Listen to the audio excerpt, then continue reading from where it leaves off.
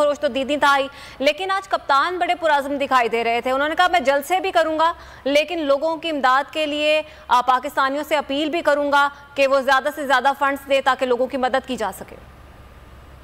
देखिए, ये तो बड़ी अहम बातें थी जो उन्होंने की, लेकिन जो आज एक उन्होंने बड़ी अहम बात की वो IMF के हवाले से थी। उन्होंने कहा कि KPK के वजीर ने ये बात भी कही उनसे कि हमें ये चीज चाहिए, लेकिन उन्होंने एक तो वो चीजें पूरी नहीं की सूबे की, और दूसरा जो IMF के साथ एग्रीमेंट है उसमें सरप्लस मांगा जा रहा है सूबों से।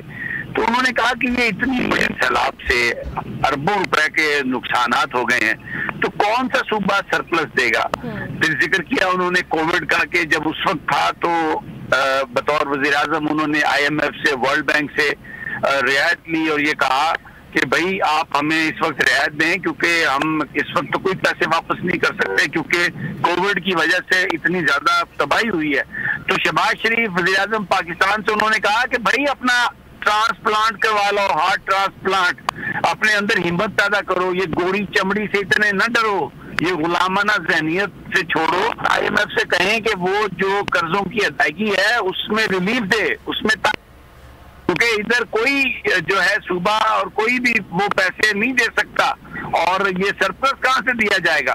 तो ये बड़ी एक इम्पोर्टेंट बात है। IMF के प्रोग्राम के हवाले से जो इमरान खान साहब ने जो इख्तियार किया है उसमें KPK ने 2 महीने पहले कुछ कहा था, लिखा था कि ये चीजें चाहिए, सरप्लस लेना है। तो 2 महीने में वफाकी हुकूमत ने तो कोई नहीं की, चीजें देने तो दूर की बात है। तो मुझे लगता है ये आज IMF भी इसको वॉच कर रहा होगा, दुनिया भी इसको देख रही है इमरान खान साहब की तकरीरों को, और हमने भी वहां पर पंडाल में लोगों से बात की तो लोग तो जो IMF को फौरी तौर पर कर्जे की अदायगी है, पैसे देने की बात है, लोग तो उस पर बड़ा एहतजाज कर रहे हैं, लोग उस पर बड़े गर्म है, लोग सीखता है, लोग चाहते हैं कि टाइम ले, और उनको ये जिस तरीके से जल्दी ये साइन करके तो शराइत में जाना चाहते हैं, लोग तो झेलम के उसको रिजेक्ट कर रहे हैं। तो इमरान खान साहब ने भी ये जो बात कही है ये बड़ी अहम बात है। रात मिफ्ता इस्माइल ने एक बड़ी 2 नंबर किस्म की प्रेस कॉन्फ्रेंस करके तो बड़ा कि जी सियासत ना करें, ये ना करें, वो ना करें। एक तरफ ये पाकिस्तान को बेच रहे हैं, जैसे इमरान खान ने कहा, एक तरफ कह रहे हैं सब मिलकर काम करें, और आज बनी गाला में छापा मारने के लिए वारंट ले लिए इन्होंने। तो गिरफ्तारियों का भी सिलसिला जारी है, सहाफियों को भी पकड़ने का सिलसिला जारी है, सियासतदानों को भी एक हो जाए। तो बड़ा एक वाजे इमरान खान साहब ने आज बड़ी वजाहत से बात की है।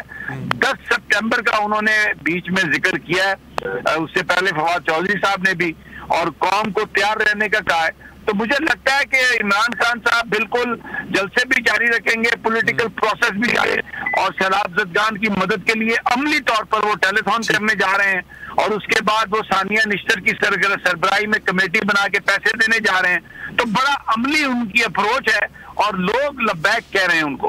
अच्छा समी साहब, अब यहाँ पे मैं आपसे इसी हवाले से पूछना चाहूंगा, कल पेशावर में जलसा भी पाकिस्तान तहरीक इंसाफ ने करना था, उससे भी मंसूख कर दिया गया है, और इस वक्त आप समझते हैं कि अब आगे चंद दिनों तक पाकिस्तान तहरीक इंसाफ की जो सारी तवानाइयां होंगी और सारा फोकस होगा वो सैलाब ज़दगान की जानिब होगा? देखिए, ये जो जलसे हैं ये भी तो पाकिस्तान के लोगों को उन चीजों की तरफ निशानदेही वो करा रहे हैं इमरान खान साहब के। ये जो सिस्टम में नाकामियां हैं, जो फ्लॉज हैं, ये इन्हीं सियासतदानों ने पैदा किए हैं जो हुकूमत में थे। तो जरूरी है कि इन लोगों से छुटकारा हासिल किया जाए।